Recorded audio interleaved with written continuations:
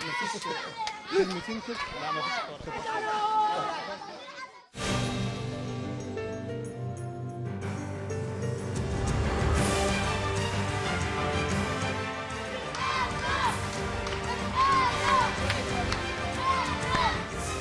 كابتن حسن علامه من علامات نادي الزمالك، واكيد وجوده هيبقى اضافه لينا كلنا. نتمنى من الجمهور ان هو زي ما وقف مع كابتن حسام وكابتن ابراهيم الفتره اللي فاتت ان هو باذن الله يقف مع كابتن حسن الفتره الجايه، ونبدا الموسم بشكل كويس باذن الله. احنا كلنا عايزين نشتغل في حب نادي الزمالك، وانا مقتنع يعني مليون المية ان كابتن حسن هيعمل نظام الفتره الجايه ان هيخلي نادي الزمالك ان شاء الله منافس على لقب الدوري، ونبدا السيزون بشكل كويس باذن الله.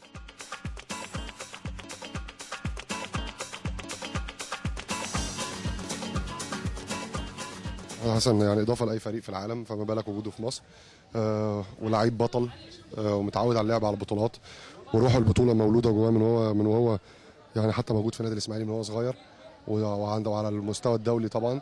فاحنا كلنا سعداء بوجود لعيب كبير وقيمه كبيره زي احمد، وان شاء الله يبقى اضافه كبيره لينا، ويعني وروح البطوله اللي جواه ينقلها للعيبه الصغيره الموجوده جوه النادي. النجوم لا تصنع البطوله، ولكن الالتزام والالتزام والتحدي